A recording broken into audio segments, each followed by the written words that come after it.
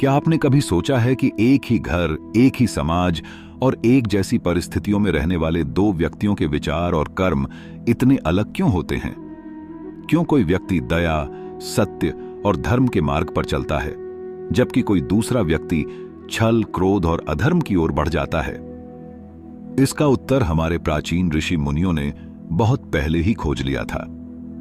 उन्होंने बताया कि मनुष्य जैसा सुनता है वैसा सोचता है, और जैसा सोचता है वैसा ही उसका कर्म बन जाता है।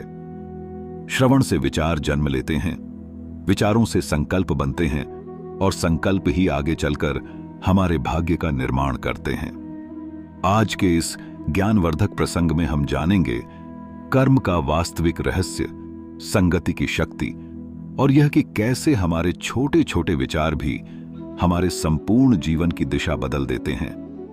विलंब न करते हुए आरंभ करते हैं।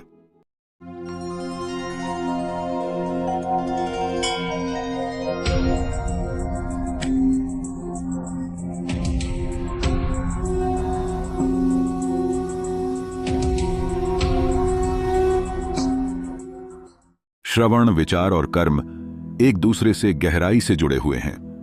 कोई बालक यदि बार बार चोरी, हिंसा या गलत कार्यों की बातें सुनता है तो उसका मन भी धीरे धीरे उसी दिशा में झुकने लगता है।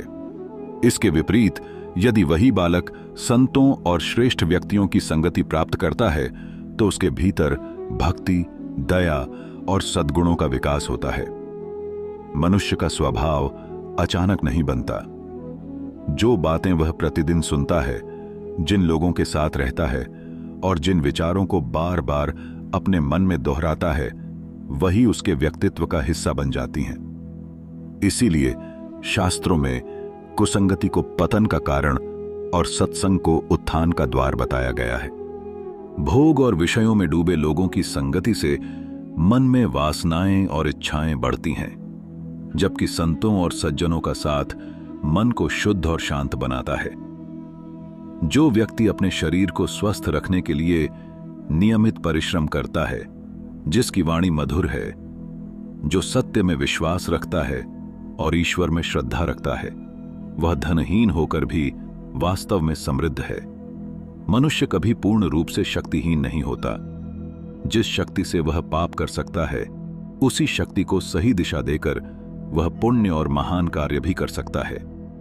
हमारे शास्त्रों में कर्म को अत्यंत गहन विषय माना गया है।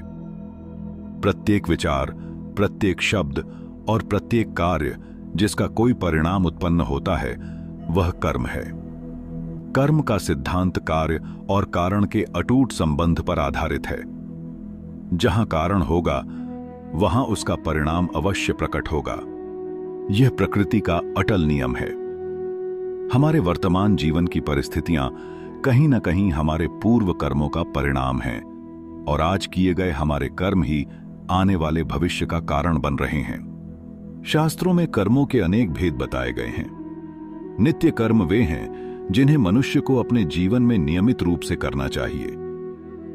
शुभ और सात्विक कर्म आत्मा को उन्नति की ओर ले जाते हैं, जबकि स्वार्थ और फल की आसक्ति से किए गए कर्म बंधन का कारण बनते हैं। बुद्धिमान वही है जो विवेक के साथ अपने कर्मों का चयन करता है और अपने मन को बुरे संकल्पों की ओर भटकने नहीं देता। धर्म केवल पूजा पाठ या बाहरी आचरण का नाम नहीं है। धर्म वह नियम है जो जीवन और प्रकृति के गहरे सत्य को समझने की प्रेरणा देता है। ऋषियों ने अनुभव किया कि संसार में प्रत्येक घटना किसी न किसी कारण से जुड़ी हुई है।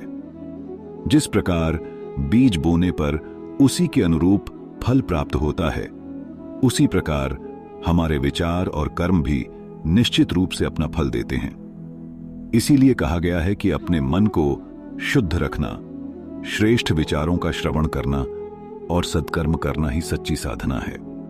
हर धर्म में दर्शन, कथाएं और उपासना, ये तीन आधार बताए गए हैं। दर्शन हमें सत्य का ज्ञान देता है, कथाएं उसे सरल बनाती हैं और उपासना उस ज्ञान को जीवन में उतारने का माध्यम बनती है। वास्तव में कर्म ही वह साधना है जिसके द्वारा मनुष्य अपने भीतर छिपी दिव्यता को प्रकट करता है। संसार की प्रत्येक वस्तु एक प्रतीक है और उसके पीछे स्थित परम सत्य ईश्वर है।